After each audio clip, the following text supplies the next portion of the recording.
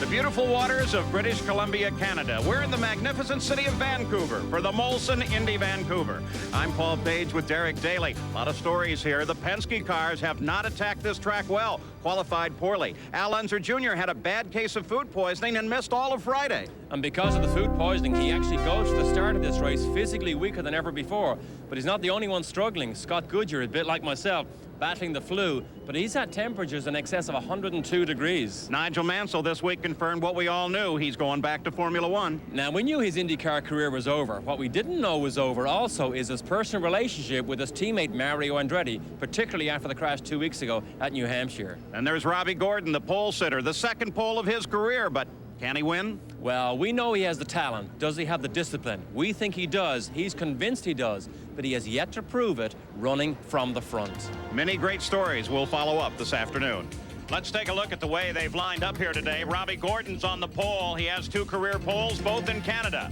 Nigel Mansell is 0.15 of a second back. By starting second, Nigel makes the front row exactly the same as it was in Toronto. In row 2, it's Michael Andretti, who has won in 2 of his 3 starts here at Vancouver. And Scott Goodyear, his best start since sitting on the pole here last year. The 3rd row, Teo Fabi, his best start since Detroit in 1992. And Paul Tracy, who looks for his 2nd career win in Canada after a crash in qualifying. In row 4, Stefan Johansson in his backup car because of a crash in warm-up this morning. His 2 Vancouver starts produced career-best 3rd-place finishes. And Al Unser Jr., the top of the Penske line, a 2-time winner here at Vancouver. In the 5th row, Jacques Villeneuve, the leading rookie contender, making the 3rd Canadian in the top 9. And Mario Andretti. Mario has never finished worse than 6th at Vancouver. Row 6, Adrian Fernandez, looking for his 3rd top 10 in a row. And Emerson Fittipaldi, who has never finished in the top 5 at Vancouver. In row 7, Mauricio Gugelmin and Scott Sharp. Row 8, Bobby Rahal and Mark Smith. The 9th row, Eddie Cheever and Ari Lyondike. In row 10, Dominic Dobson, Raul Boisel. The 11th row, Mike Groff and Jimmy Vasser. Row 12, Marco Greco, who had problems starting here today, and Claude Bourbonnais. Row 13, Parker Johnstone and Willie T. Ribbs. And in the 14th row, Buddy Lazier and Alessandro Zampedri. So they are now maneuvering on the circuit, getting ready to fall into pace lap formation.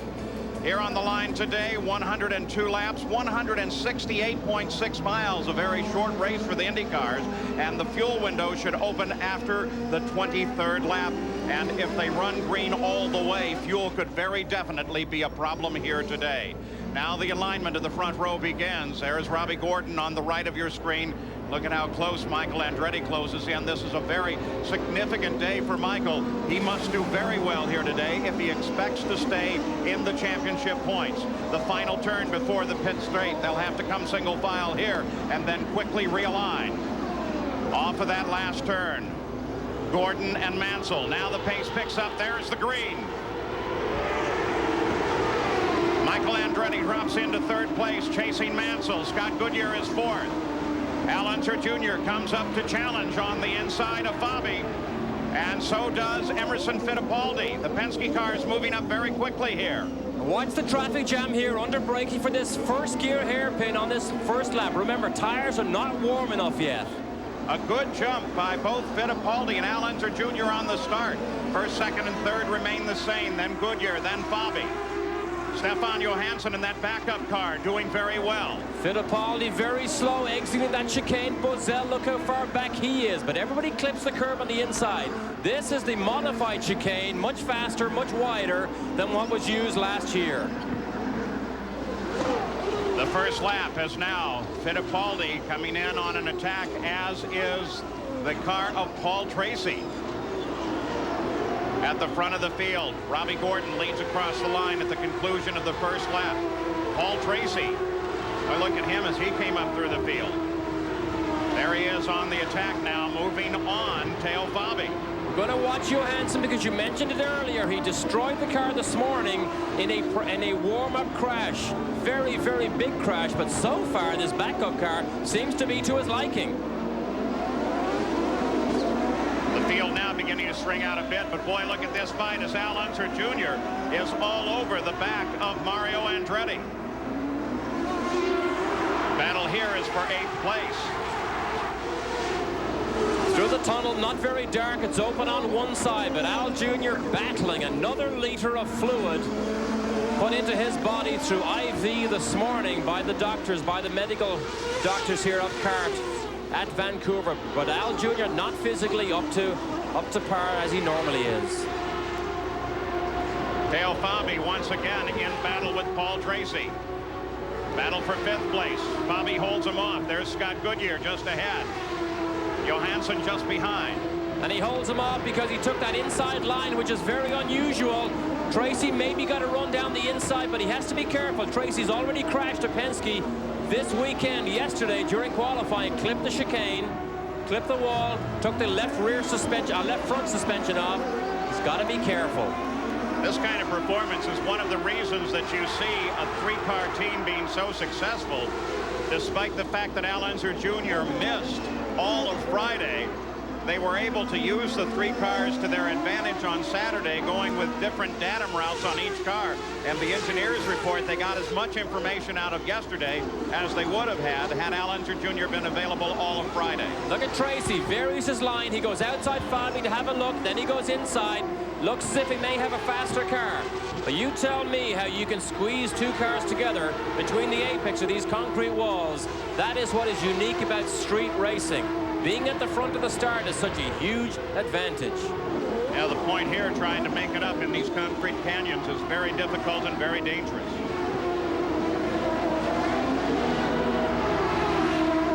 Nigel Mansell back to 3rd now. Michael Andretti got around him. Scott Goodyear sits in 4th. Then Fabi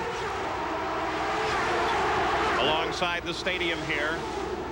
This area has created some problems for them in the past with changing weather conditions, because if it rains on the rest of the course, that sheltered section is, of course, always dry. It will also make a difference, I suspect, here in the weather. Bright sunlight in some cases, but then underneath the stadium always in shadow. And Goodyear is running a very, very soft compound this weekend. There's 3rd place, Nigel Mansell. Now 4th place, Scott Goodyear. Let's go pit side. Report on Nigel Mansell, Gary. He started, of course, alongside Gordon in the front row. The first couple of laps, he reported to the crew on the radio that it was very stiff going through the gears. It has smoothed out, but there was concern on those first 2 laps. They don't think it's a problem at this point. Mansell settling in now to race pace, Paul. Focus of the battle right now is really just behind Mansell. Goodyear, Fabi, Paul Tracy, Stefan Johansson, Mario Andretti, and Al Unser Jr. all running right together on the course. There they are. So Fabi tries a move on Goodyear. That's the thing. You can have a little look down the inside, but unless you're all the way alongside the car that you're trying to pass, you can get yourself into deep trouble here. So Goodyear still taking advantage of that 2nd row starting spot and still runs up front. Oh, he locks up the right front. Paul Tracy looking for an advantage on the back of Fabi at the same time. That's one of the areas that you turn and brake at the same time, and those inside wheels are lightly loaded, and very often you'll see that inside front locking up. Look how bumpy it is through that section there. One of the problems they've been fighting all weekend. Jan Beekes. Paul, you talked about the Penske chassis, and you talked about how Paul Tracy is involved in that battle. The Penske team really feels their problem lies in the area of the bumps, and when the car is on full tanks, the car works much better. It comes down to a suspension frequency problem. They're trying to find the right balance of tire pressure, spring rate, and also shock absorber settings, Paul. I'll tell you what, Jan, they are using every inch of this race course. We just watched Teo Fabi as he hopped way over the curb. He's, of course, in a Renard, which has proven to be very strong, but I don't imagine he can do that too much or too often, or he may have a car with difficulties. So Robbie Gordon, after 5 laps, is still out in front, followed by Michael. 8 laps are complete at the Molson Indy Vancouver. Here is the battle as everybody is crashing down. On 4th place, Scott Goodyear. The leader of the race is Robbie Gordon. In 2nd place, 5 seconds back, is Michael Andretti. And Nigel Mansell runs alone behind Michael. In the Walker Racing pits, they keep track of the car. Remember that he led the first 12 laps at Toronto and then had tire problems that ran him off the course. There's 2nd place, Michael. 6 seconds now and behind the leader, and we got a glimpse of Nigel Mansell, who is 9 seconds back. On board now, Michael Andretti. All the way down through the gearbox. First chicane coming up. Zampedri's in deep trouble here. Car is on fire, got to make it to a fire station. He obviously can't see how bad that is. He knows, he points backwards. Out of there as quickly as you can, boy. A lot of oil burning on that car. Zampedri, remember, watch him. He was in a serious accident at the Michigan 500 and had a double fracture of his pelvis. This is the first time he's been back. So he doesn't walk all that well. He's been using a cane here at the track. To see him get out of the car that quickly, that's glad to see that. Full course yellow now, though. This situation wouldn't necessarily demand it. Unless the oil has been dropped on the racetrack. I'm not sure this is the reason for the first full course yellow. We'll have to wait and see. But Robbie Gordon's 6-second lead over Michael Andretti suddenly evaporates with this full course yellow. Well, the course marshals have done a spectacular job here to get that fire out. The IndyCar safety team is on the way. That's the reason they went full course. If they put a vehicle on the track now, they will go full course yellow. But the course marshals, most of them volunteers here, did a splendid job in getting that fire out. And Dr. Terry Trammell, the guy with a hat, going over to make sure that Alessandro Zampedri is okay. The car, though, Dale Coyne's car, obviously not in the best shape. A lot of fire at the back of the car, doing a lot of damage to the carbon fiber, and that can be very, very expensive. So under the full course yellow, Robbie Gordon will lead Michael Andretti, Nigel Mansell, Scott Goodyear, and Teo Fabi. We'll be back with more from the Molson Indy Vancouver. Okay. They had to send a fire vehicle, a cart safety vehicle, out on the course to get the fire out on Zampedri's car. So while we have time, let's go to the pits, beginning with Gary Gerald. Paul, you had talked early about the concerns over fuel. This is a tough racetrack on fuel consumption. You're allotted only so much, as we well know in IndyCar racing. But because you're constantly on and off the throttle, you have a tendency to burn more fuel. Teams have been not getting good fuel mileage this weekend. And already prior to this yellow, Nigel Mansell had gone into a fuel conservation mode. They had backed way down, trying to control the pace. We checked here with a crew from Michael Andretti, who had moved into second place. They're very concerned. Mike Hall was just telling us a moment ago, if we get one or two more full course yellows, that's going to be a huge help to us. Now, for more on the fuel situation, let's check in further on pit road with Jan Vikas. Well, Gary, the fuel situation also affects pit stops. What happens is this fuel tank behind me only has 59 gallons of fuel, but yet an Indy car holds 40 gallons. What that means is we're opening ourselves up now for timed pit stops. It normally takes 14 seconds to put fuel in an Indy car, a full 40 gallons. But now they can come in, do a 10 or 12-second time stop. We'll have shorter pit stops, but you have to stretch it to the absolute latest part of the window, which could be now as late as lap 67. Paul? So fuel, very much a question here today, and this caution will help. 1.8 is the magic number. You have enough fuel to finish this race if your car does 1.8 miles to the gallon. However, even at 90%, these cars sometimes only do as much as 1.5 to the gallon. That's why you need the yellows. The 16 car, Stefan Johansson, had a problem in the warm-up this morning, and a substantial problem. He's in the backup car. This was the primary. And lost it in a most unusual position. While he was braking and down changing, they had just changed the fuel mixture. Just listen to the impact.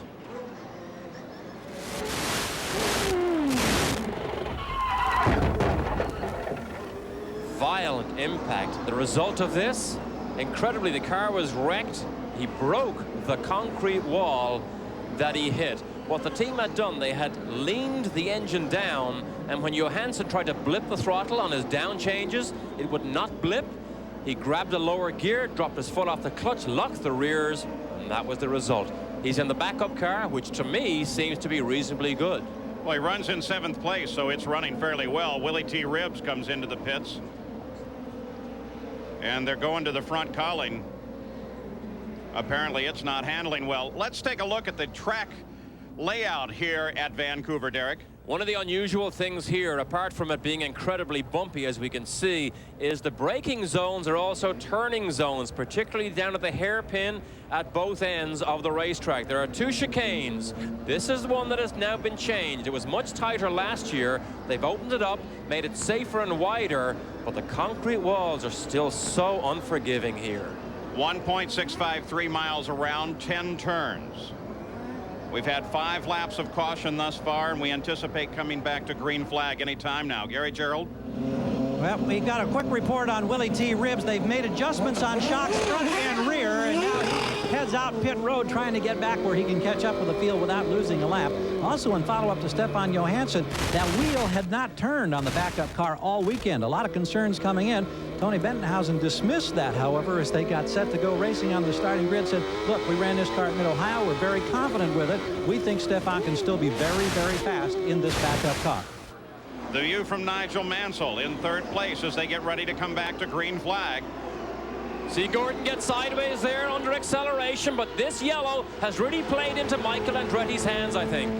Michael sits right on the back end of Robbie Gordon, who has turned the fastest lap in the race thus far at 106.7 miles an hour. Michael's only been able to manage 106.1, but he closes now on the back end of Gordon and really begins to worry him. Oh, he's all over Gordon. Gordon takes the inside line at the hairpin at the inside line. Again, look at Michael. Whoa. Michael tries to get across that curve on the inside. It slows him down a little too much. Mansell down in the back of Michael Andretti now. Mansell looking for room. At the same time, Scott Goodyear closes in. And there was no room there, and sanity did prevail because Michael Andretti was trying to force the issue with Gordon, and Gordon will not be forced in situations like that. He was lucky to get away with it. This early in the race, though, it was worth the risk. Oh, if you get away with it, it's worth the risk. Look at this, they're both sideways. Both of them come wide as they come back off of the turn onto the pit straight. That shows you how fast they are fighting with one another. Nigel Mansell keeps a little clearer ahead as he comes down the pit straight. I think he knows that there are 2 guys with a lot on their minds up ahead, and maybe he doesn't want to get involved. Well, Gordon hanging on here. Michael Andretti just driving the wheels off that target Reynard, and Mansell is not in a position to challenge, but he loves to watch. Both the leading cars are in the 106-mile-an-hour range.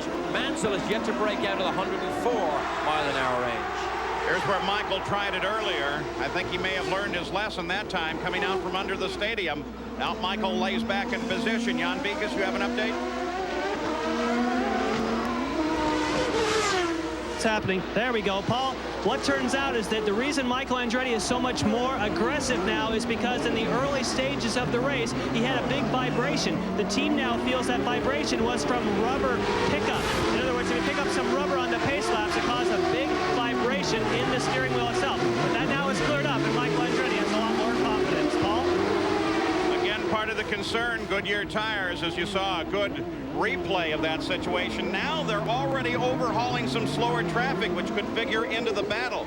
Goodyear on very soft tires here this weekend. In fact, several of the tire guys saying the softest they've seen in a very long time. Michael is back in contest with Robbie Gordon. And look at Scott Goodyear, lost 2 positions in those last 2 laps, moved back.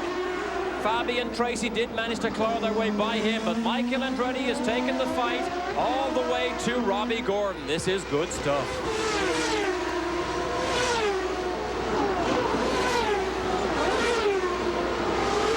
Scott Goodyear now trying to get around the slower car of Marco Greco. Traffic always a consideration, but especially when you're on a course that is lined with concrete walls. Marco Greco comes offline. Mario and Villeneuve get together in the corner, and Villeneuve's got some fairly severe damage to the wing. And unfortunately, he missed the pit in, so he's got to do a full lap all the way around before he can get back to the pit lane. There's the wing, flew off. Finally, let's go, and it looks like Mario has a further problem as well as Mario begins falling backwards. So one would anticipate the Villeneuve will head into the pits here just any second now, as Rahal and Gugelmin bottle up behind him. Or does he continue with that wing off? No, I think he'll lose way too much time on the racetrack, so he will probably go and make an early pit stop, take fuel, and take a new front wing. Well, Mario Andretti has suffered something in that contact as well, because he is falling well behind the pace now. We'll keep an eye on Mario for you.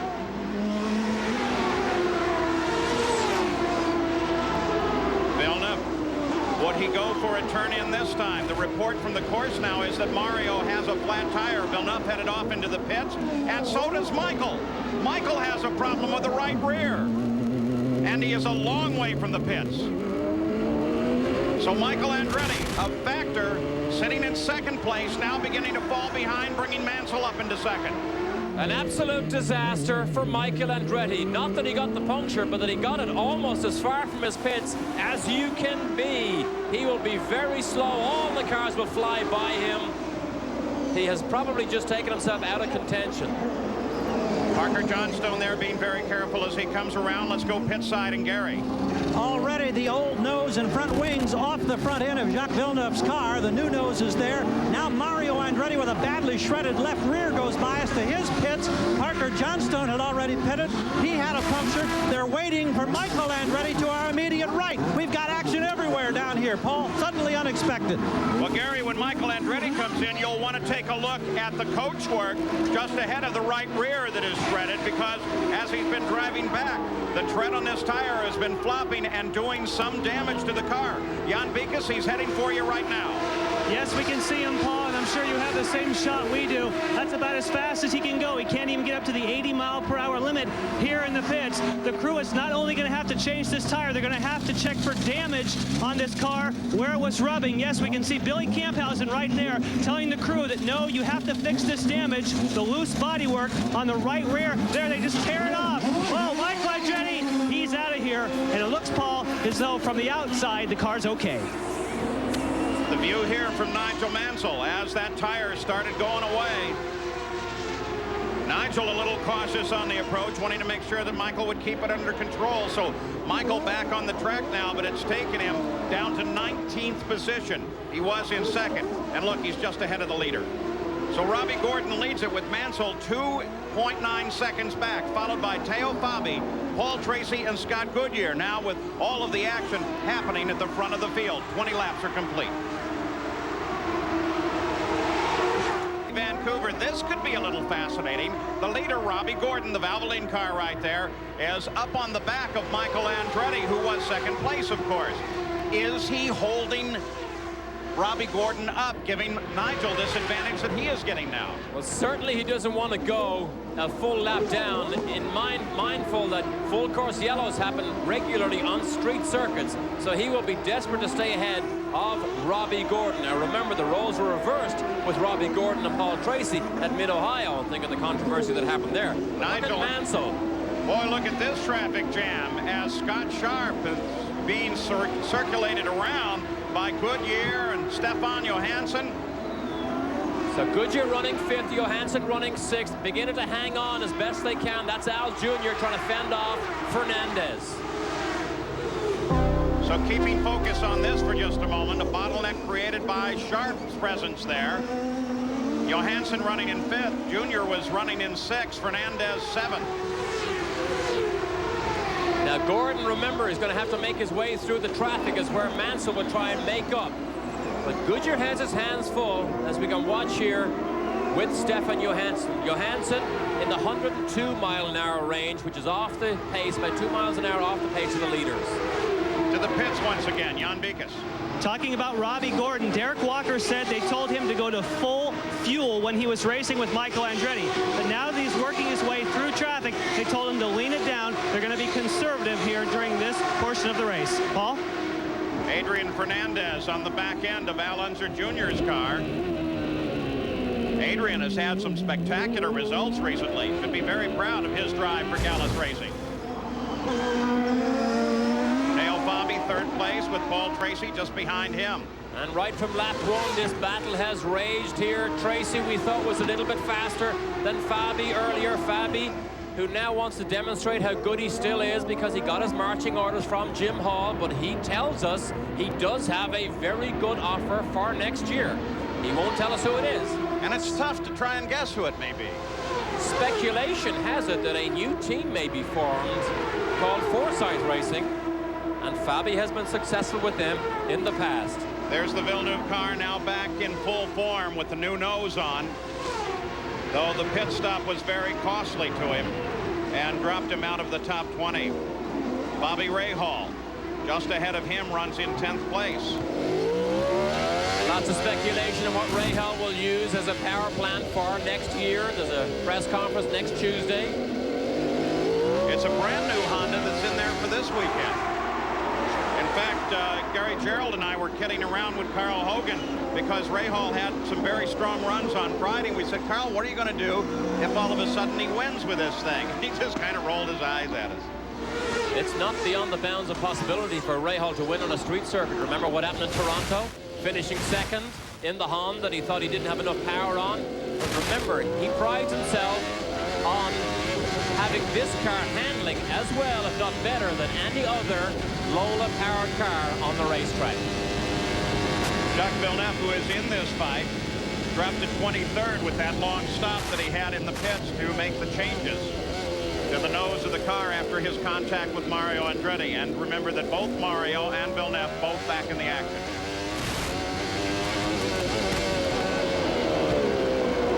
Braking and cornering is where Rahal likes to make up the time. Leader of the race, Robbie Gordon. With Mansell now even closer in pursuit. He dropped into the 2-second range behind Gordon. But then now he's closed into 1.1 seconds, so he's definitely in a closing posture on Robbie Gordon. And a wealth and a world of experience in this cockpit here compared to Robbie Gordon just up the road. Robbie Gordon is a raw rookie novice compared to the experience that a Nigel Mansell has, particularly on street circuits. But both men really with much to prove here. Gordon looking for a win. Mansell looking for the first win of the season as the defending PPG champion. Oh, and Gordon is a raw talent, a star of the future that has yet to win a race. Could this be his day? Remember, Toronto had it in the bag until he got a puncture, and that put him out of contention. The 3-car of Paul Tracy continues his fight with Teo Fabi for 3rd place. Here's one of those braking turning situations. Tracy is much better on that turn in, but you can see what happens under acceleration. And Fabi moves to the right and then comes back to the left, and between the concrete canyon, as you mentioned earlier, it is so difficult to squeeze a way past. Of course, the past couple of weeks we have been watching the dance that occurs between teams at this point in the season. There are so many suggestions as to who will go where, but none of that really confirmed yet. Matter of fact, Emerson Fittipaldi was down in Brazil this past week, and he announced that he expected a long-term commitment with Penske Racing. Penske Racing, of course, they never announce their drivers until after the season is over. So at the front of the field, it is Robbie Gordon. Now with 27 laps complete, Mansell up to 2nd. Bobby runs in 3rd. We'll be back. Back at the Molson Indy Vancouver, Robbie Gordon still out in front. Nothing has changed in the top of the lineup. Tomorrow night, the return of the NFL Prime Monday and the return of Julie Brown, whose special guest will be Tim Brown. Don't miss Prime Monday tomorrow at 7:30 Eastern Time, 4:30 Pacific, here on ESPN. Fabi still embroiled in the battle with Tracy. Remember, the lead car is entitled to whatever racing line he wants to take, as long as you don't weave and try and block the driver behind. But you can position your car in the most advantageous piece of racetrack that helps you and makes things difficult for the pursuer, i.e. Paul Tracy in this case. Got a lot of good reaction at Loudon with this ticker, and we're still working on it, so if you like it, let us know. Robbie Gordon now with Nigel Mansell right on top of him. The battle is back for the lead, and there is traffic line ahead. Marco Greco just ahead of Robbie Gordon. Traffic may be a problem. He's the one that is first to the slower traffic. The traffic may move over and let the leading cars through, which means Mansell has the advantage. Key passing position through this first little curve at the end of the pits, then a quick bend, and then a hairpin, and that's where you can really come down on top of the car in front of you. Hard to believe Mansell is winless so far this year, having had such a spectacular year last year, and that's where you see Gordon take advantage of the traffic. He puts Marco Greco between himself and Mansell and pulls away. On lap 31, Al Unser Jr. into the pits. Jan? Well, right now they're 3/4 of the way through changing the tires. All the tires are on. He's up. That was a time pit stop, Paul. They did not wait for all the fuel. 10.4 seconds. I wonder why they didn't wait for all the fuel. I don't know, but one of the reasons they may have stopped early is because he was embroiled in a battle. Oh, Fabi's off. Teo Fabi in trouble. Locked in that great battle with Paul Tracy. You kind of wonder whether or not that had anything to do with it.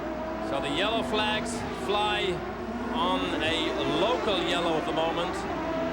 Standing yellow just down the course. If they have to put a vehicle out to get it off the course, then they will have to go to the second full course yellow of the day. Maybe the marshals can retrieve the car from that position. So 32 laps he spent fending off the charges of Paul Tracy. And this is the braking zone for chicane number 1. And Fabi doesn't make it all the way through. All right, let's take a look at it. Tracy comes to the inside. Clean pass, braking zone, Fabi lets him through. Now here's where the accident occurred. Well, well, well. Fabi was not prepared to lie down and give the position to Paul Tracy, tried to force the issue down the inside in an impossible situation, comes off the worst, loses the nose cone. He is done for the day. The starter, Jen Swintal, with the double checkered flag, or double yellow flags that tell you it's a full course yellow, and it's the second caution of the day. Let's go to Jan Beekes. Well, Robbie Gordon, our leader, as he nails me with the water bottle. Good shot, Robbie. They're trying to get out as quickly as possible. Robbie Gordon is out of here. Let's see if he keeps position. Hey, Gary, go ahead. Nigel Mansell waiting. There goes Gordon by. Mansell's out right behind him in just under 12 seconds. Great stops for both crews, but Robbie Gordon had the advantage getting back out on the circuit. In this case, the crews can't get it done for him. It keeps them in the same relative position. And Robbie Gordon, long stop there on the Penske car. Robbie Gordon really cocked the car coming off the pits. Boy, he was nailing the throttle. Had her sideways under acceleration. Remember, the pit lane speed is 80 miles an hour. Still out trying to get Fabi's car. But Al Unser Jr. missed the advantage of stopping under yellow. And while we have a chance to take a good look at it, look at the back of Teo Fabi's car there. That little hump that they had for the first time on at Loudon. And now it is here again. They're finding that it gives them some aerodynamic advantage, and it certainly gave Fabi a good run to this point. So behind the PPG pace car, the field lines up. It will still be Robbie Gordon out in front, followed by Nigel Mansell. We'll be back. Wilson, Indy, Vancouver. Robbie Gordon has the lead. Nigel Mansell sits in second. The real key is third place now. Al Unser Jr. That early stop didn't take on quite all the fuel. Jan Beekes now watching as Teo Fabi gets some work done to his car as a result of this contact that he had with Paul Tracy. Trying to pull off the impossible, trying to get down the inside when there was no room. The question is Tracy's car damaged? Jan, what are they doing with the car? Well, Paul, it just comes off the jacks right now, and the Pennzoil machine of Teo Fabi is underway. They replaced the whole front nose section. They had air guns ready. That was very quick. And, of course, under a full course yellow, he did not lose a lap. At least he may have lost a lap in the contact, but not in the pits. Something else to keep an eye on. Michael Andretti, we last reported him out to you in 20th place. He's now moved up to 10th position. And of course, this full course yellow will compress everything and put Michael back in attack position. He should be spectacular to watch in the next few minutes. You know, we mentioned Al Jr. was not able to take advantage of a pit stop under yellow. It actually may have fallen right into his lap because everybody still has to make another pit stop. So it actually has fallen his way for a change. Let's check again in the pits. Gary Gerald. Interesting, checking the tires that came off Nigel Mansell's car. The Goodyear engineers were down here. We saw indication of a slight surface blister. They believe it's from sliding or skidding, where he may have just locked and held the brakes for a moment. They said they know that because it was not deep into the rubber. They say it's not a concern, but it was interesting to see it come off, and it was also interesting to see how quickly the crew reacted, trying to keep that disguised from our public view. All in preparation, Gary, for the tire war. Goodyear are bringing softer, different tires to these last races than they've ever run here before. This, in fact, is believed to be the softest IndyCar tire ever made. And when you test things on the racetrack, you do get those blisters sometimes. But it's better to learn this year when everybody's on the same tire than next year when you battle against the Firestones. Yeah, all in preparation for the tire wars that begin next year. Teo Fabi lost 2 laps on the spin, the yellow, and the repair in the pits after his confrontation with Paul Tracy. PPG pace car as the field comes back into alignment, anticipating a green flag. With a lot of people with much to do here. Look back behind Ray Hall. There is Willie T. Ribbs and then Michael Andretti.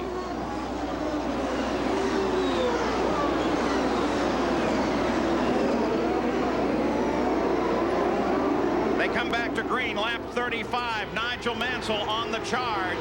Jacques Villeneuve is not part of that fight. Remember, he had trouble and fell well behind. Al Unser Jr. is the third place car on the circuit.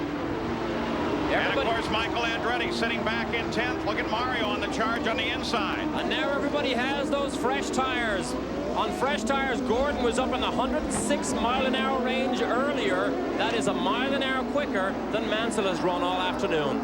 Paul Tracy was in third place before the yellow, but as a result of that confrontation with Teo Fabi, he now restarts in the 8th position.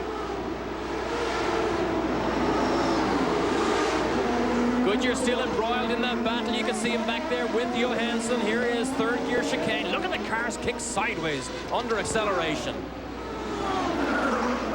Mansell in pursuit of Robbie Gordon, who has led right from the start, 36 laps into the record book. And Robbie Gordon is on the pit road. You know what happened? He missed the corner. Gordon He overshot. He overshot turn 10. We saw him earlier at the first lap of the last yellow in trouble there. Now he misses the corner completely. Giving Nigel Mansell the lead. Let's go to the pits, Jan Beekes. Paul, Derek hit it right on the nose. It turns out he got in there too hot. He slid wide, and he had to take the escape road, which unfortunately leaves you down the pits. And then there's only an 80-mile-an-hour speed limit. That's what happened, just like Derek called it. Paul? Paul, you could hear us. When the picture showed us Mansell turning to the apex, we could actually hear tires squealing, and I'll bet you that was Gordon. And it's exactly what you said at the start of the show, was what we have to focus on is Gordon's ability to win. The discipline, while you're leading and you're under pressure, you have to display that you're good enough to withstand it. And Gordon is in trouble now. He's on his way to the pit lane. Well, Robbie Gordon, who ran off the course through the pits, is back into the pits once again. And Jan Beekes waits for him. It turns out, Paul, that he has a puncture, so we are waiting in his pit. He's going to come down now for the second time on pit road. We don't know which tire it is. We'll keep an eye out for you. Oh, I can see it. It's the right rear is flat on Robbie Gordon's car. So they'll go ahead and take this opportunity to fill it up, change all 4 tires. But boy, with all these cars grouped up, this is going to move him all the way to the back of the pack. Let's just hope that when the others pit, he'll be able to make up that distance. Robbie's underway. Well, even despite his problem of having run through the pits, he only dropped into 5th place.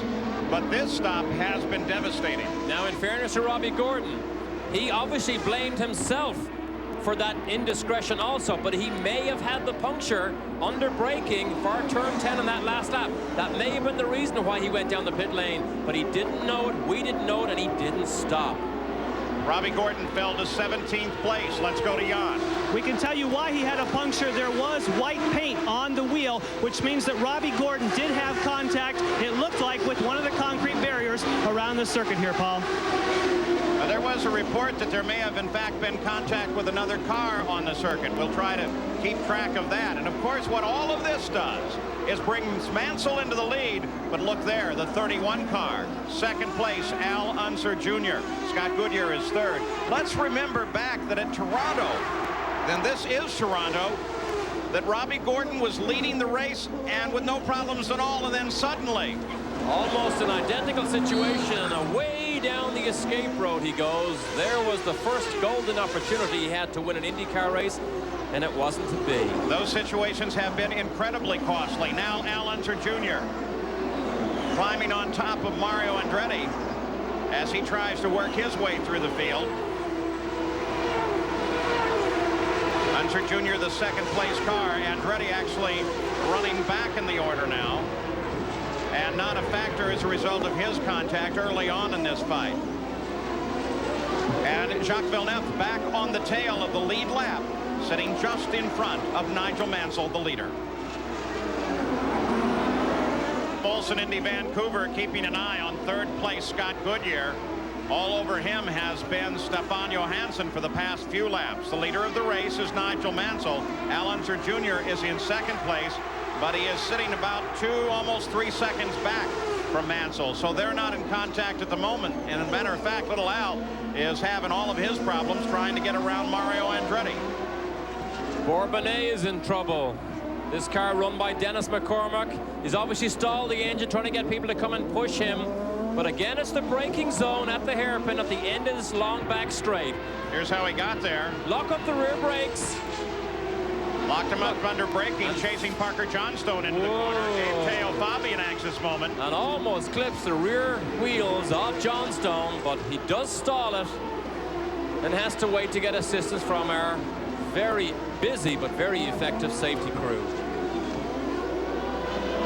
Local yellow in this place only. Let's go to Jan Beekes, get an update on Robbie. Paul, we do have a further update on Robbie Gordon. When we called him coming through the pits when he missed turn number 10, he had not made contact with anything at that point. Then when he left the pits at 80 miles an hour and came back onto the racetrack, he made contact with Adrian Fernandez, and that is what punctured the tire that brought him back on pit road. Paul? Well, Robbie Gordon has only picked up 1 position, moved up to 16th place in the last couple of laps. Michael Andretti is moving his way up. Remember, we suggested he would. He was 10th when we came out of the yellow. He now runs in 5th and is right on top of Stefan Johansson. So this is now a 3-way battle. And Michael Andretti currently is the fastest race car on the track. Just turned a lap of 106.1, and everybody else is in the 105s as we get a good look over his shoulder at our Ford electronics. Notice this weekend we also have boost. Scott Goodyear sweeps across the front. The battle with Johansson now void for the moment. Now he may be a lot quicker than Johansson or than Scott Goodyear, but remember, they will not make things easy for him. He's got to find his own way by, but he did get by Johansson. So Michael Andretti moves into 4th place, now attacking at Goodyear. They're about 7 seconds behind the leader of the race, who is Mansell at this point. Al Unser Jr., while sitting in 2nd, has not closed perceptibly. Let's look at little Michael as he comes around the corner. He'll catch me for that, and he gets Goodyear. So under braking into turn 10, Michael slides down the inside, and Goodyear has no recourse. He knows he's a lot slower. So now Michael, the charge from 10th place coming forward. Here's the pass with Johansson. Oh, Michael's favorite move. Oh, look at this. Stefan makes Johansson in contact. trouble. 2 cars in one day. You can see the white walls on the outside of the tires. He's obviously made heavy contact with some piece of unforgiving concrete. He throws the steering wheel out, disgusted with himself. Yeah, he's angry, and quite a blow for Tony Bettenhausen and the Alumax team.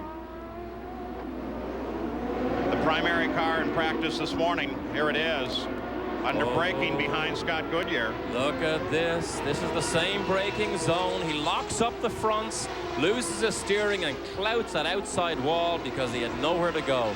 Luckily, he didn't hit Goodyear and take Goodyear with him. Here is Michael as he set Johansson up a little bit earlier.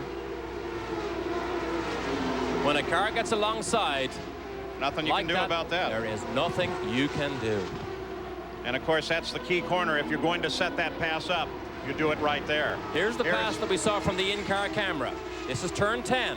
Goodyear turns, realizes Michael's there, lets him have a little bit of room, and Michael's on his way. But nice, clean driving by both drivers. Really an excellent job. So Stefan Johansson is afoot, heading back to the pits. The leader is Nigel Mansell. Al Unser Jr. is 5.5 seconds back. Michael Andretti now 3rd. Scott Goodyear 4th. Adrian Fernandez working on another great finish, runs in 5th place. 46 laps are complete. 102 laps the scheduled distance. And there is the top of the order for you. Emerson Fittipaldi staying in there as well.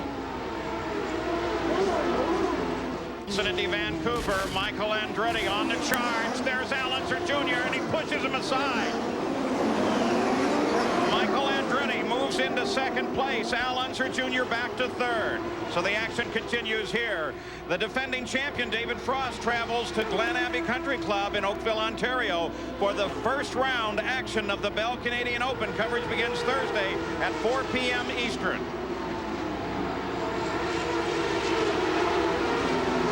A little bit earlier, Michael Andretti Well, as he was locking up trying to get alongside his dad Mario, now Michael solidly into second place. But quite a challenge because Nigel Mansell is a full 11.5 seconds ahead, and Al Unser Jr. is right there, and I'm sure he's not real happy with the fact that Michael just got around him. Michael Andretti is really going to be the key of this race in terms of the points fight. He needs to have an 8-point advantage at the end of this race on Al Unser Jr. if he is to stay in the top 3 of the points battle. If he doesn't accomplish that, then the Penske cars are assured of first, second, and third in the points fight at the end of the season. So the key is this car, the target car, Michael Andretti. And this is the type of fight that Michael relishes. We have seen him win in Australia. In fact, all the non-North American races, I suppose, American continent races, he's actually won them all, Australia and the other Canadian one in Toronto. But he loves these type of fights. Had a monumental crash last week at Nazareth, but the teammates Tracy and Emerson are embroiled in a contest here. And pushed by Rahal at the same time. Overall battle for 6th. Willie Ribbs off the edge of the course. He's white-walled that left rear. And I'm not so sure this isn't going to bring out another full course caution. We've had 2. That's a little too precarious to be putting course workers out there. They're going to have to bring the truck around, I'm sure. Yeah, that will definitely bring out a full course yellow. I'm sure he stalled the engine. Otherwise, he might be attempting to reverse out of there. Update on Michael Andretti in second place, Gary. Well, Paul, they're desperately hoping here in the Andretti pit that they have to go full course yellow because they know that he has to stop within the next 9 or 10 laps. Remember, he was an early victim, and so he got out of sequence with the other stops. And I see the flagman reaching. They still haven't displayed. There it is, full course yellow. Huge break for Michael Andretti. So the full course yellow will work to the advantage of Michael Andretti and to the specific disadvantage of Nigel Mansell, who had built up quite a cushion. An 11-second cushion, which has now gone away as we have our 3rd caution period, full course caution of the day. But the leaders lined up as Nigel Mansell, Michael Andretti, Al Unser Jr., Scott Goodyear, and Adrian Fernandez. Johnny Rutherford in the PPG pace car trying to pick up the leader of the field, Nigel Mansell. And so that should bring Michael Andretti into the pits just any time now and will change the complexion of this race once again. Flag comes out once again, the 54th lap of the 102-lap race. Al Unser Jr. Now his job to close and pursue with Nigel Mansell. Mansell got a good jump on the restart. Now little Al closes. And you don't have to wait till you come round the last corner to make the jump.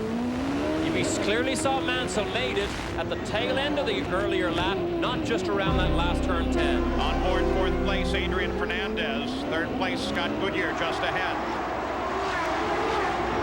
Robbie Gordon is mixed in with this fight. Again, another good run for Fernandez, growing in confidence so much as the teammates battle over the same piece of road. Fittipaldi seems to be holding up. Paul Tracy gets sideways under acceleration. Look at the bumps on that back straight. Battle for 5th. Tracy really with a lot to prove. I'm sure if he had his choice, he'd like to stay with Penske. Oh, look at this. Drag race, Honda versus Silmore. Boy, Rahal looking for a spot there, and he almost had it. Along the pit straight through the first turn. Stay with Rahal here. Fairly bumpy down through here. Tracy Look at the this. outside. Tracy passed Fittipaldi, but Rahal very much there. And he loses it. Almost predictable. Well. Down into the braking zone, takes it, and then locks up those rear brakes. Brake bias problem? Well, locks up the rear brakes. He shouldn't have done that. However, sometimes you're over-aggressive. Here he is, well clear of Fittipaldi. Now watch the rears, smokes the rears, locks them up. Now from here on in, he hopes he can keep the engine running, which he doesn't, and backs all his hard work down the escape road. In the midst of all that, as they get Paul Tracy back into the fight, you got a glimpse of Ari Luyendyk, who started 18th and now runs 8th. And in fact, with the spin, moves up to 7th. Let's go to the pits. Gary Gerald is with Jacques Villeneuve. Well, the young man who has been one of Canada's favorite sons in a short period of time, Jacques Villeneuve, the motor went away. How were the conditions for you, and were you pleased with the way you were able to challenge? Yeah, my players Reinhardt was running really strong. The team did a great job this weekend. And the car wasn't that quick in qualifying, but was very quick with full tanks and under race conditions, so we could run with the leaders. But we had a problem at the beginning when I broke my wing when I touched Mario, and there was a lot of traffic, and that lost us a lap. But we gained it back, and then the engine blew, so that ended up our race. You're going to hear a lot from this young man in the years ahead. He's a superstar in the making, Paul. And we've just had another problem on the race course as Jimmy Vasser gets into the back of the 17 car of Dominic Dobson. They were running in a fight for 11th place. And coming off of the corner amid heavy traffic, Vasser got Dobson, but then Vasser continued on. You will also notice that in the fight back in the field, Ari Leyendijk, the 28 car there, has been able to pick up a position and moves around Michael Andretti. So Leyendijk now very much on the attack as well. Qualified 18th, changed the car, now he likes it, and suddenly he's able to take advantage of the yellow flags. But what a surprise for Leyendijk to be in a challenging position against Michael Andretti. Dobson wasn't able to continue. And do we have another full course yellow coming out? Waving yellow in that area, no passing in a very critical part of the race course. But we're going to go full course yellow once again, and there it is. So, full course yellow closes up what little lead Nigel Mansell was able to pull off, but it serves to the advantage of Al Unser Jr., who comes in for service, Jan Beekes. Yes, they were waiting for this full course yellow, and now they got it. So let's see how quickly. He'll have to take on nearly a full load of fuel, so this should be a pretty traditional 14-second stop. We didn't see any changes made on the car. Now they're just waiting for fuel, waiting for the word. Now watch out for Raul Boesel. Ooh, Raul Boesel had to stand on the binders to miss Al Jr. Nigel Mansell, car number 1, looking for his first win of the season. And what would be a great morale boost for both he and the team. This is the view from Bobby Rahall's nose cam. Paul Tracy just ahead there going into the corner. That was the spin earlier. Fittipaldi ducks down the inside, stays out of harm's way. But Tracy makes a mistake. But of course, since that, watch the piggyback here. Vasser clouds the back of Dobson, and then he gets hung up. He gets a piggyback for about, what, 10, 15 yards? Then he jumps on the brakes and comes down off the back of Dobson's car. And there's trouble in the pits, Jan. Yes, Paul, there's been more action in the Robbie Gordon, Derek Walker racing pit. As he was leaving and getting sideways, he made contact with his right rear on Mauricio Gugelmin's left front. So we may see Robbie Gordon back on pit lane. We don't know the extent of the damage. It was a brush between wheels, Mauricio Gugelmin and Robbie Gordon. There's Jimmy Vasser's car. Seems none the worse for wear after the contact. But we are now under our 4th full course yellow of the day. Olsen, Indy, Vancouver. How would that be for a podium finish? Mansell, Fernandez, Leyendijk. Al Unser Jr. just behind Michael Andretti. Emerson Fittipaldi sitting back in 6th place. This race has changed complexions many times. Robbie Gordon getting himself in trouble while in the lead of the race. Nigel Mansell looking very strong here today, and we're under our 4th full course yellow. Mario Andretti makes the turn for pit road. Though Mario is well back in the order, he was in contact early in the race and has never really regained a position at the top of the competition. By the way, a big thank you to Mark Sokolik from EDS. He's been in the booth all year long. He's in here with us today. I understand you're going into the hospital, my friend. We wish you the best. Our prayers go with you. Thank you, though, for keeping the EDS system working so well for us. Boy, without it, we couldn't give you half of the facts like that little ticker that we're giving you at the bottom of the screen now. So the full course yellow is out. The lap is the 61st lap of the race. 102 laps or 168.6 miles, the scheduled distance. There have been so many changes to this point, it would be faulty of us to assume that one will get to the podium in the order that they are now. And Mansell seems to have escaped all the problems that has befallen everybody else around him. It's a clean race for him so far. He has not been the fastest car on the racetrack. That still goes to Robbie Gordon. But Mansell has kept his nose clean, and he is at the head of the pack here, and that is a huge advantage. Scott Goodyear took quite a tumble through the field, ending up in 12th place. Jan Bikas, you have any idea why? Paul, what happened was that he waited one more lap to come in. He didn't come in on the first full course yellow lap, then had to go around behind the pace car. That made the difference all the way from the top 3, as you said, down to 12th. Paul? You know, Al Unser Jr. had quite a scare at Loudon. He went out dancing through rain puddles at a rain shower after the race, lost his Indy 500 winning ring, dropped it, came off his hand. One of the security people's sons picked it up, gave it back to him. So the green flag flies now on the 61st lap with Nigel Mansell in front, Fernandez in second, Lyondike in third. Bobby Rahal trying to make a move to the inside. Rahal runs in seventh with Fittipaldi in sixth. That's Lyondike right ahead of Michael. Braking zone, Lyondike is able to hold this position with speed, not just because everybody else seems to drop out. Michael Andretti runs in fourth.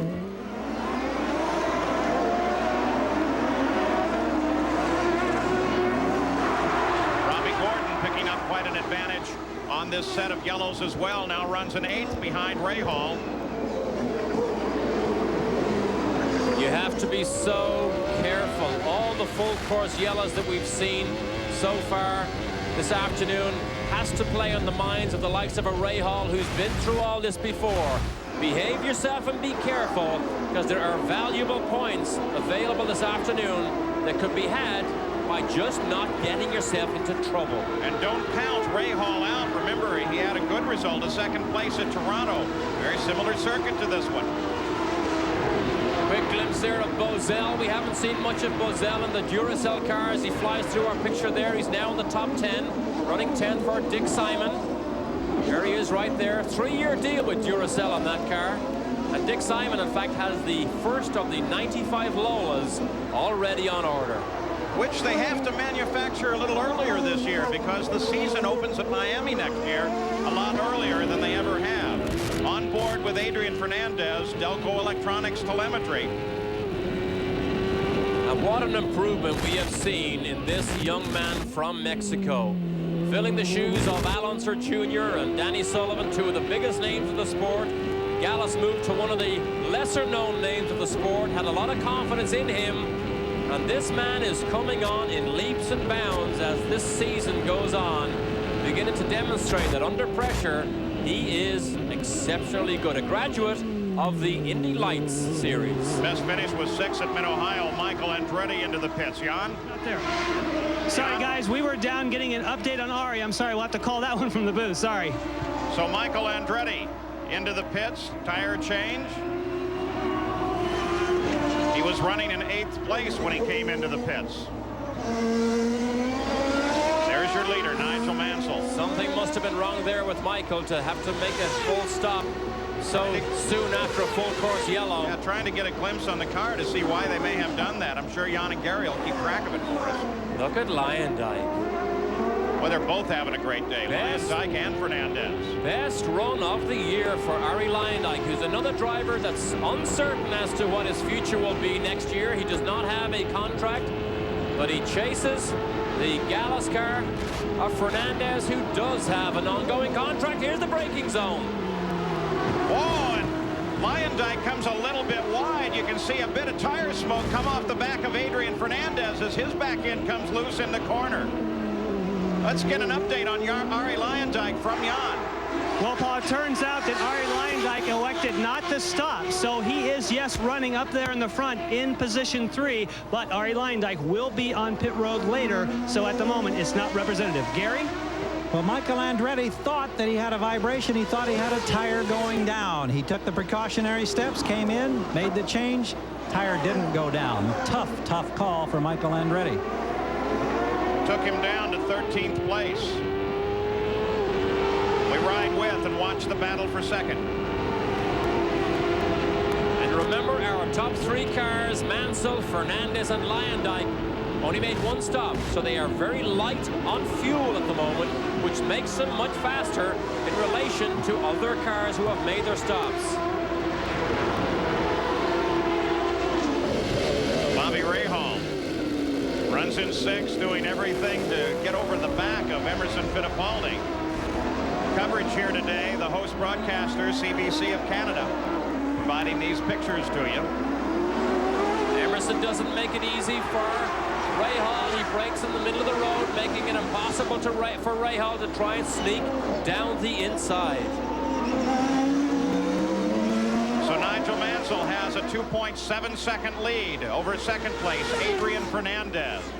As everybody in the top 10 sweeping back and forth and using every inch of the course. 66 laps complete. Back at the Molson Indy Toronto, Mansell still the leader. College football starts Thursday at 7:30 p.m. Eastern. With the weekend kickoff show. Game action begins at 8 p.m. Eastern as number 4 Nebraska and quarterback Tommy Frazier take on Texas Tech live here on ESPN.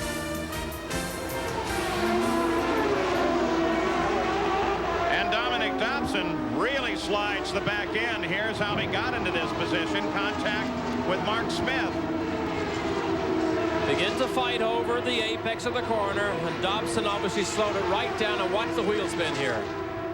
Well, we saw it earlier. That was the blue smoke as he lit up both the front and the rear tires in acceleration. 3.8 seconds ahead is Nigel Mansell. Fernandez is second. Lyondike is third. It has been 36 laps since their last pit stop. In fourth place is Al Unser Jr. It's only been 10 laps since his last stop. Same with Fittipaldi, same with Rahal and Gordon. So some strategy now beginning to play. We've just crossed over the 70th lap. Well, no matter what strategy is beginning to be played, when those three make their pit stops, they will have to stop way before Al Jr. Al Jr. will take the lead. Then we will begin to plot some real gamble strategy from then on to the end of the race. The presumption would be that maybe Unser Jr. and Fittipaldi and the rest are gambling, or at least going to take a good look, given the number of yellows, full course yellows today, the 4 that we've had, that they will try to stay out just as long as they can, Gary Gerald, I would assume, and maybe even try to make the end of the race. Well, here's the conjecture at this one that pit out. This involves Newman Haas and the Gallus team. Adrian Fernandez, they're projecting lap 77 for their final stop. With Nigel Mansell, they're saying they think it'll be around 78 to 80, barring any further full course yellow. In that case, we'll see everybody. Well, Nigel Mansell would then carry the car for 48 laps before his refuel, if he can in fact go that far. Pictures there of these cars just bouncing, banging over these incredible bumps down these. They're public roads, remember, blocked off with these concrete blocks to give us this street racing facility here in Vancouver.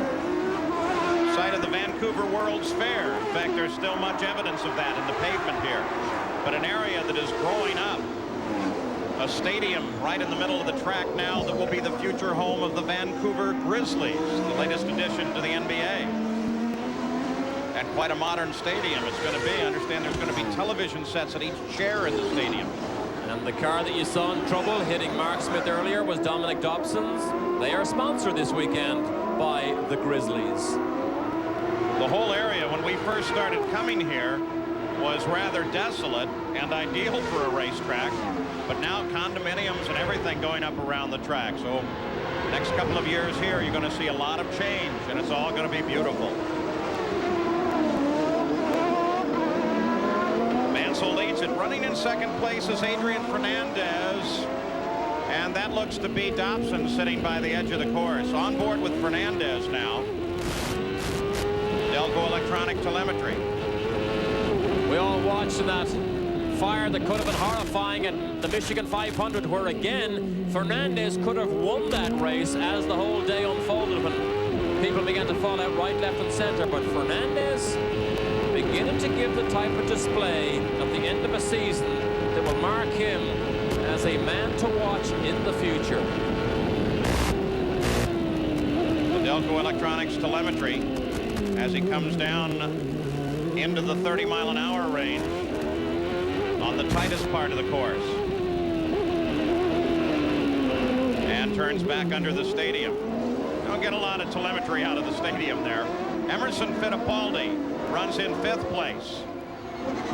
as Rahal peeled off.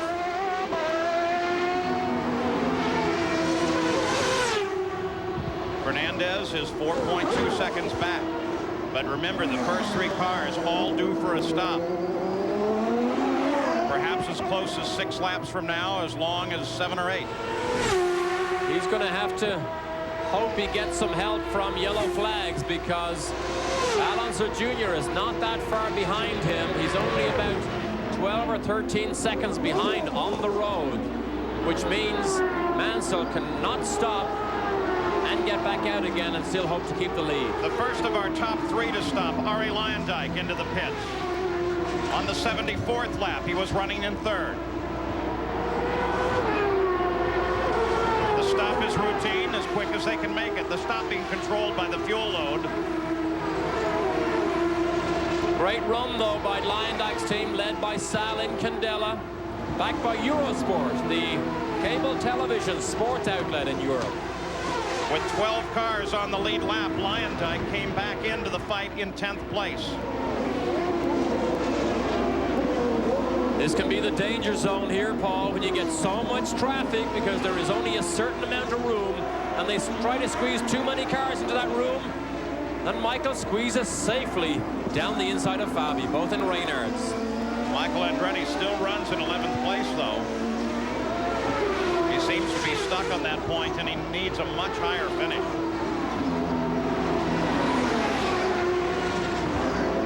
Tracy again playing catch-up. He was so fast, still is so fast, but he's made 2 mistakes that has cost him so much track time. When you go back, you have to make it all up again, then you make another mistake and you start all over again. Look at the tire marks leaving the pit lane. Yeah, look at the record crowd, too. Largest sporting event in Canada. They've had record crowds in 11 out of 13 races this year. Question has been posed time and time again. The sweeps by the Penske team, is it having an adverse effect on the racing? I wouldn't think so. Certainly is not affecting the attendance. Nigel Mansell, the leader, is in, and Gary Gerould waits. Along with the crew, here he is, perfectly gliding to the mark. 2nd at Long Beach, 2nd at Cleveland. Not a winner this year.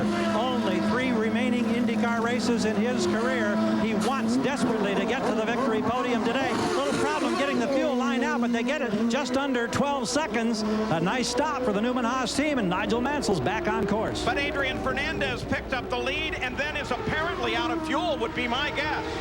He's come to a stop. Look at the anger. Jan Bikas. Yes, we do have a report that is the case. Adrian Fernandez is out of fuel. They tried to push it too far. We were waiting for his pit stop. The report, Paul, out of fuel. Hard stopping for Adrian Fernandez. He will be on the radio as he sits there with Rick Gallis in total disbelief.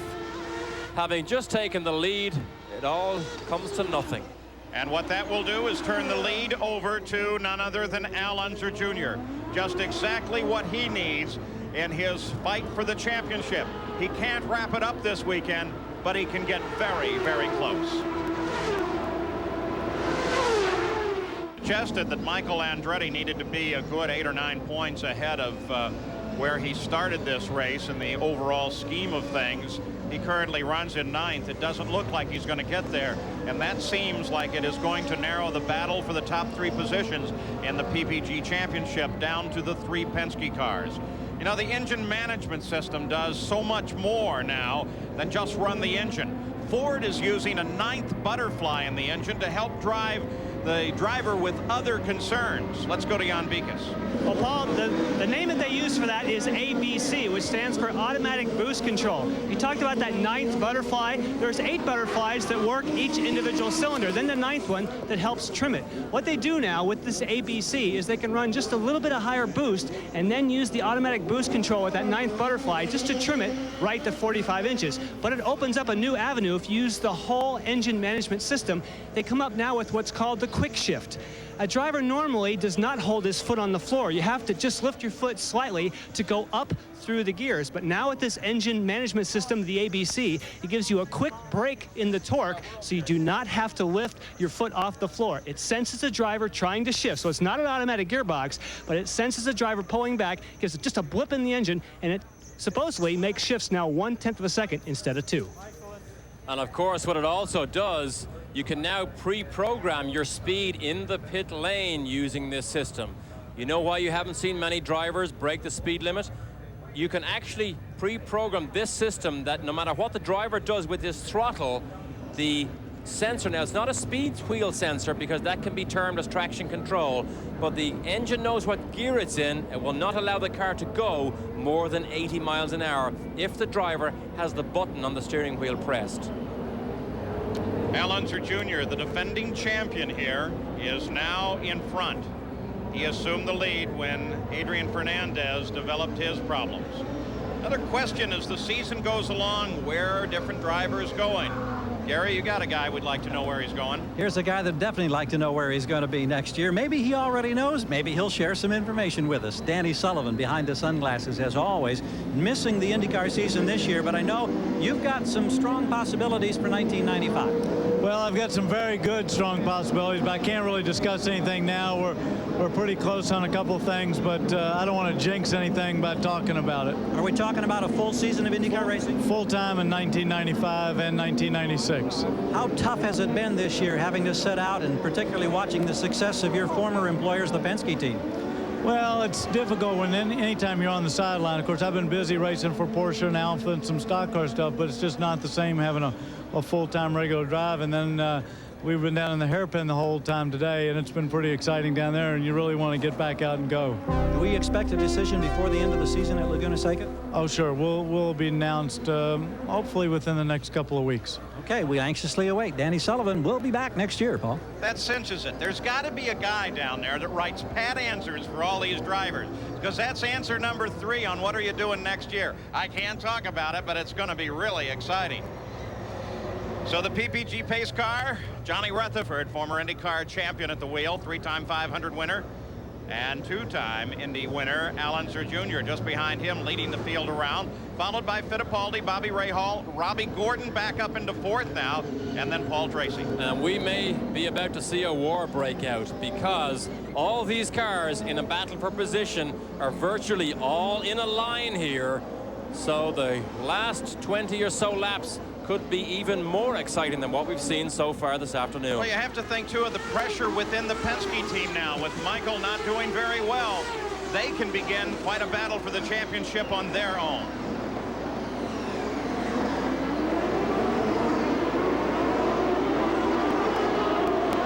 Unser Jr. takes the green flag with a good jump. Robbie Gordon coming alongside Bobby Rahal. Gordon gets Rahal at the line, picks up 3rd place. Rahal back to 4th. And that was bravery and horsepower exhibited there by Robbie Gordon. Here we go. Eddie Cheever and Mario battle to the outside. Paul Tracy gets scooted over to the inside. Wisely, he ducks around him. Rahal's in trouble. Just shorted the course a little bit, waiting for traffic to come through. Different sound on that Honda engine.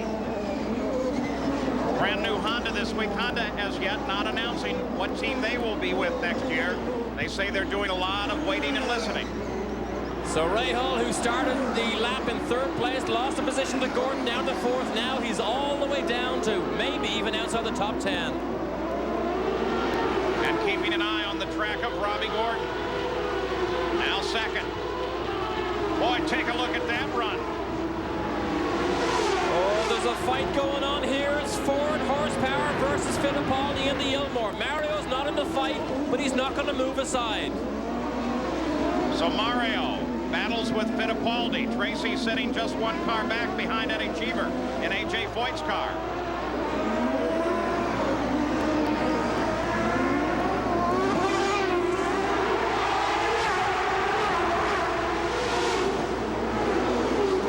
Mario's 1 lap down. He's in 12th place. So he's not in this fight for position, but he's not going to move over either.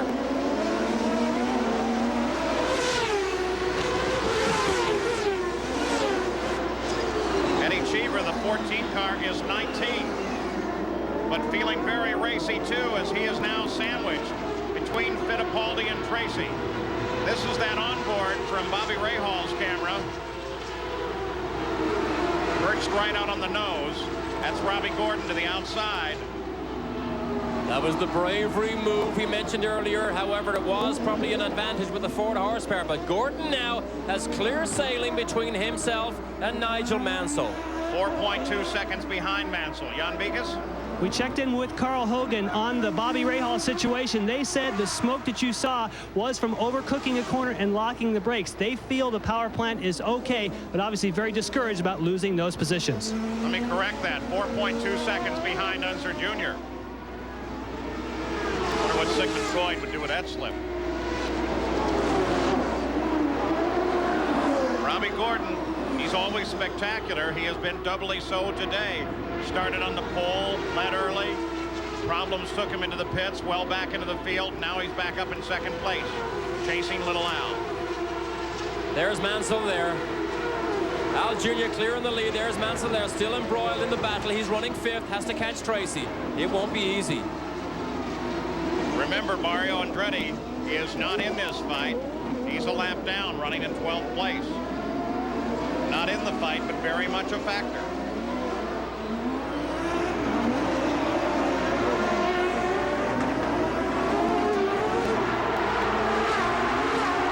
So they string out for the moment at the front of the field. Unser Jr. in front. Fittipaldi and Tracy very much in a fight, running to the end. We'll be back. Now in the Molson Indy Vancouver, as we begin into the closing laps, 86 laps complete, 102 laps of scheduled distance. Unser Jr., Robbie Gordon, Fittipaldi, and Paul Tracy, the top 4 in the field. It's been 27 laps since their last stop. Their presumption is that they will make it all the way to the finish. That's not necessarily everybody's presumption, and Derek, I would guess it will be rather close. Well, it could be rather close. It's hard to know whether the Ilmor or the Ford engine is more fuel efficient in full race trim. Oh. Eddie Cheever sees Michael at the last second and just stops on his turn in, and Michael escapes. Eddie Cheever runs 19th. He's been a factor. Look at the nose on Michael's car. He's played around with somebody. Michael runs in 6th. Oh, Tracy finally finds a way past Emerson. But Nigel Mansell is right there in 5th place. Now Mansell would be the one that would benefit if the cars ahead, all having stopped on the pits 28 laps ago, would not have enough fuel to make it to the end. Mansell's only 11 laps from his stop and can most certainly go to the end of the race. Let's go to Jan. Paul, when you're talking about that fuel getting to the end of the race, we checked in with Derek Walker, who of course is the owner for Robbie Gordon. He says, we have plenty of fuel, so much so that we have him full rich right now, running just as fast as he can. Gary probably has more. Gary? From the Penske camp with Al Unser Jr., they're getting a telemetry reading, of course, every lap. They're then relaying that to Junior in the cockpit, and he's adjusting the mixture virtually every lap. We heard a number of 1.69 3 laps ago, but they just went to 1.78.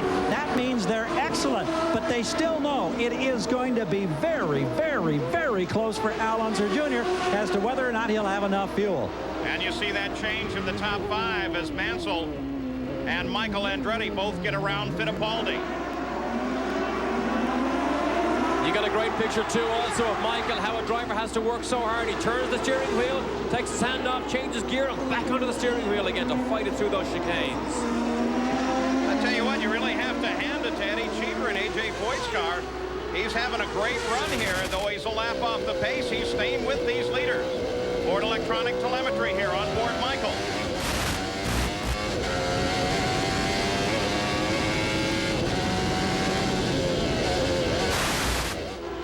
You will have noticed, too, that in the heads-up display here, that boost is included. I guess we owe a big thanks to Chip Ganassi and the team for allowing that. Normally, a team doesn't let the boost be part of the telemetry feed that we get. So, thanks a lot for that one. That helps. That's Mansell right ahead of him. Bang! Crash over those curbs at the chicane. Back at the front, Al Unser Jr., 8.5 seconds ahead of Robbie Gordon. Gordon on full fuel rich right now, so he can be as racy as he wants. We'll start tracking that interval for you. It stayed approximately the same the last couple of laps. In fact, if anything, perhaps has fallen off just a bit as they run through traffic. Oh, you see the line Mansell took there, forced the issue under power as he went to the apex, missed his apex turn-in point, and suddenly goes way, way wide and high.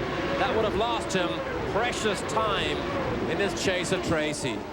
Mansell charging on Tracy. Mario Andretti still a factor in this, sitting just ahead of Tracy, Gary Gerald.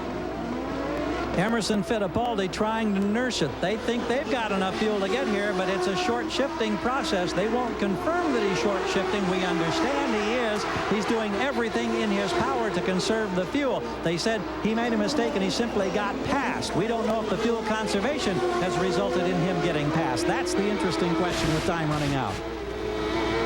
Well, the pass was made by two cars who are very definitely a little closer to their fuel stops and therefore are able to run a little richer.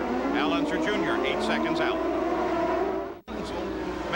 Derek Daly had just said that he's going to have his hand full, and he certainly did. And that was a brave lunge down the inside by Michael, because I really didn't think he was close enough. Here's the braking zone. Goes down the inside and hopes that Mansell gives him room, which he does. Well, that was a brave move by Michael. We're now on board with Nigel. He goes to turn, sees him, gives him enough room, shakes his head. But Michael, boy, he forced the issue there. You've got to have a lot of confidence in Nigel Mansell to give you the room on something like that. Like a good sportsman, he in fact does. Unser Jr. still the leader now by 10 seconds. He begins to pull out a bit on that car, Robbie Gordon. But Gordon is in a fight. Gordon is in a fight, but he is not that far ahead of Michael. Look at this train of cars here. Now Mario could have an influence here on who he paves the way for if he moves over. Yellow flag at this point. They can't pass here, but keep an eye on that battle between Michael Andretti and Paul Tracy. Things are heating up. We'll be back for the finish. Changes in the past few seconds. Teo Fabi takes a spin, but perhaps more important, we had Paul Tracy and Michael Andretti get together. We're going to go full course yellow. 95 laps are complete, 7 laps to the conclusion of this race. Here is what originally happened with Paul Tracy and Michael Andretti. Tracy had a look down the inside of Mario, realized he couldn't make it, but Michael was coming on a charge and just couldn't stop. Drop kick Tracy, and then he hit him a big whack as he drove by, but Michael seemed to have escaped. He's still in third, but Nigel Mansell did get caught up in that melee, and he has moved all the way back to 7th, which means Gugelmin and Goodyear are now 5th and 6th. Paul Tracy, as you just saw, did not escape. He had damage to the left front of the car. So we're under full course yellow. Al Unser Jr. is the leader of the race. The pace car has picked him up. They're going to try to get Teo Fabi out of that precarious position. He runs in 19th place. Here's the setup. Tracy has a look down the inside of Mario, realizes he can't make it. Michael's already locked up. Look at this. Nowhere to go. Whacks him. But that's not the finish. Watch what happens here. Rear wheels. Bang over the top of Tracy's rear wheel. And Michael again escapes. Here it is from on board Michael. Absolutely not intentional, just too many cars going from the same piece of road. Look at this. Bang. Boy, that Reynard is strong. That was a pretty good hit that he took from Nigel Mansell. Now here's the traffic jam that Mansell gets caught up in. Mansell has to stop, and Gugelmin and Goodyear pass him while he stops. There's Paul Tracy out of the car. Let's go to Jan Beekes. We had the opportunity to check with Mike Hall, team manager for Michael Andretti. They say the car is fine, but their big concern right now, the 2-car, Emerson Fittipaldi, passed them, they feel, under yellow once he got going. They're trying to work with the IndyCar officials and get that corrected. But for Michael Andretti, the car seems to be okay. Well, shades of Mid-Ohio. Very close call. The car is stopped. Can they go past? He was waiting in a precarious position. We actually saw that. Here it is here. Now, this is Fabi's incident. Whoa, got a little love tap, I believe, from Bobby. He did indeed. Didn't manage to keep it running, but it was exiting here that Michael was very slow. Here it is here. Michael turns around, sees Fabi. Now, Michael was very slow exiting here, and that was where Emerson made the move and made the pass. So, what does that do to the running order with 97 laps complete and 102 laps the distance? Al Unser Jr. leads it, but right behind him now is Robbie Gordon, second place. Fittipaldi third, then Michael, then Mauricio Gugelmin. In sixth place is Scott Goodyear, then Mansell, then Ray Hall, then Lyondike, and Mark Smith. Here's Gary Gerald. Paul, I don't know if I've ever seen as much emotion from you getting out of a car. This has to be perhaps as bitter a disappointment as you've had in IndyCar racing. Well, it really is. This is the second Molson Indy, second race in Canada. Michael's taken me out of the race. He ran straight into the back of me. You know, he's been running into the back of everybody all year long, whether it's practice or qualifying or the race. The guy's got a serious problem. So what do you do in this instance? Will you try to talk to him at some point? You can't talk to the guy. You know, he's out there, he bulldozes everybody off the track, and, you know, there's nothing you can do about it. And it has to be so frustrating because you had the early spin, you battled from back around 15th or 16th to get into contention. Well, it really was. We were running good at the start, and everything was looking good. And then, you know, we had problems with our seat belts all race. I drove 3/4 of the race with no seat belts, and then I got them fixed on a full course yellow and got them back together. And, you know, it's just a bad day. It's a bad day indeed, and keep in mind, here's a man who still hasn't decided or hasn't announced what his intentions are going to be next year because he's waiting for Roger Penske's decision. Will it be a 2-car team or a 3-car team in 1995? And everybody wants Paul Tracy if Penske doesn't have him next year, Paul. Green flag comes back out. It's a sprint to the finish. Remember, Paul Tracy, most often named, and has in fact admitted that he is talking with Carl Haas should Roger Penske let him go. Jan Beekes. Well, we have an update from Derek Walker. He told us a few laps ago that Robbie had gear selection problems. But he says, don't say anything on the air because I know Penske listens to ESPN and we don't want Al Jr. to know. But now we know through radio communications that Penske has told Al Jr. that he does know that Robbie has problems. It looks like Penske's been listening in on Derek Walker. We're keeping the eye on Robbie Gordon. Oh, Michael gets her sideways under acceleration. Precious few laps to go, but how the face of a race changes, Paul, with small mistakes. Think if Gordon had not gone down that escape road, how in a more challenging position he may be in right now. But look at Junior draw away in one lap. There's the order. Al Unser Jr. pulling out on Robbie Gordon, struggling with his car now. There's third place, Michael Andretti. He forced his way past Emerson down this straight here and under braking, so he has the position back. He goes really wide. And everybody bottles up there, but Michael maintains a position still. Good closure by Fittipaldi. Michael could be in trouble now.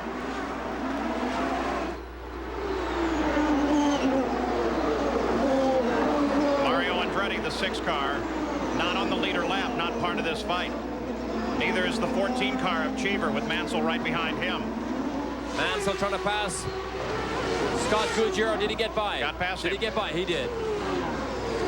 What a time loss it was for Mansell right here at turn 10 in that Michael and Paul Tracy. That was an interesting comment by Paul Tracy, considering that they may be teammates next year. That's a good way to start off your relationship. Nice little start for him. Gary Gerald, an update on Junior. Paul, and I don't know if it was lost in the shuffle and the confusion while we were scrambling to get to Tracy, but we've just confirmed now with the Penske team that as far as Al Unser Jr. is concerned, that full course yellow cemented any concerns they had on fuel. They're fine now. They don't think they'll have any problem with the checkered flag, and who would have thunk it that this guy's going to win another one. Al Unser Jr. has completed his 100th lap. Under 2 to go now. 2 seconds ahead of Robbie Gordon with an ailing car. It's going to be all Robbie Gordon can do to keep Michael Andretti from taking second away from him. Boy, look at the lead that he pulls out. He can sense that victory. The doctors filled him full of bodily fluids just to try and get him ready for this race, and it's obviously worked. The interval remains the same. Just over 2 seconds between first and second. Robbie Gordon runs alone now. Al Unser Jr. about to make it 8 victories in the season, matching Michael Andretti from 1991. But if he does it, he will only have taken 11 races to Michael Andretti's 13. Still not a championship, but so very close. He could wrap it up in our coverage here on ESPN next week at Road America, Elkhart Lake, Wisconsin. Al Jr., who won here last year, won the inaugural event here back in 1990.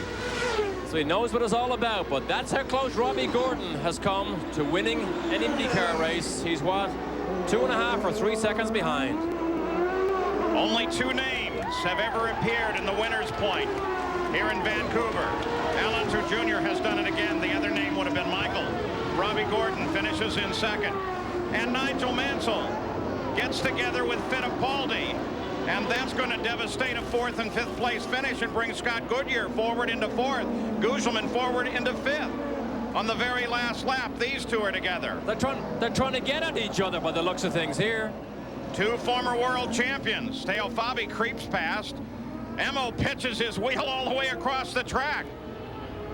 Nigel walks away, angry, frustrated, furious. Took advantage of other people's problems early in the race, and now suddenly has more than his own fair share. But they are disgusted and blaming each other for this incident. Here it is here. This is braking for turn 10. Long way behind is Mansell. Oh, Emerson tries to block him. Oh, ho, ho. Emerson turned in early to try and block Mansell. Mansell was already committed and had nowhere to go, and smacks the inside concrete and Emerson at the same time. And Mansell had a right to be angry about it. Fittipaldi now walking behind him, trying to catch up. When we come back, there's going to be quite a bit to sort out here. But one thing is sure, Al Unser has...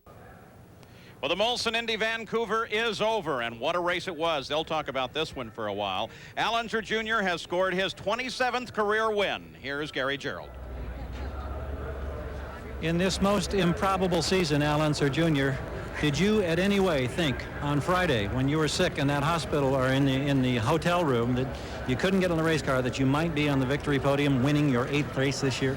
Boy, there was no way. You know, we were behind the 8 ball all week long, but the Marlboro Team Penske is a great racing team, and you know, we missed out Friday, and Paul went out and ran a couple of my sets of tires in, and ran the car to make sure it was okay. And so I want to really thank all my teammates for helping me out this weekend, and the whole team. They did a great job.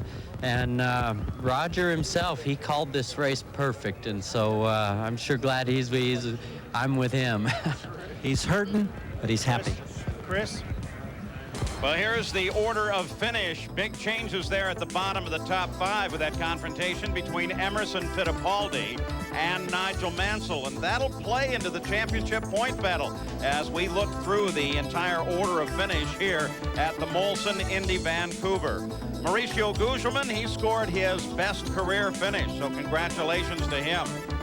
A lot of action on the circuit here in Vancouver today. Michael Andretti came home in 3rd place after battling with almost everyone. Well, Michael, you end up here having won a couple of times previously. You come back, you're on the podium, but some controversy. Paul Tracy had some harsh words after you got into him and made contact late in the race. What happened from your seat? Well, he has every right to be mad, you know. It's just, but it was not done on purpose. I was having real problems with my rear brakes. In fact, I even hit my dad the same way, and it was just a problem there, you know, where I was locking the rears and I had no control, and I didn't even try to pass him at that point. So, you know, I'm very sorry to him, but, you know, what can I do? It's racing. Robbie Gordon, a tough day for you. Tell us about the incident where he came through pit lane and then contact with Fernandez. You know, it was basically my fault by getting that flat tire. You know, I came into the last corner there a little too hot and locked up the inside front. So instead of just smoking the tire, maybe popping it, I decided to come down pit lane. I didn't think it would hurt me that bad, but it put me back in the position with Adrian. You know, this is the last 2 races, Adrian's been the cause of our problems. But, you know, it's really my fault. But I got to give credit to Derek Walker and the whole Valvoline crew, because they made the right calls and making the right decisions to get me back up to give Alan a challenge at the end. Well, we certainly enjoyed watching you come up through the field. Thank you. Paul? Robbie Gordon with a 2nd place finish. Now, look what it does to the points. That confrontation at the end gave Michael Andretti a boost that he needed. He stays in 3rd in the points fight now. So the battle does continue on, but still there is that matter at the end of the race. Emerson, tell us about the business in the last lap now with Nigel Mansell. Well, I was coming to the last corner. I saw Nigel in the mirror. I said, there's no way. I closed the door. I said, there's no way he's going to pass me. And Nigel just never back off. He tried to use my car, my brakes, to stop him.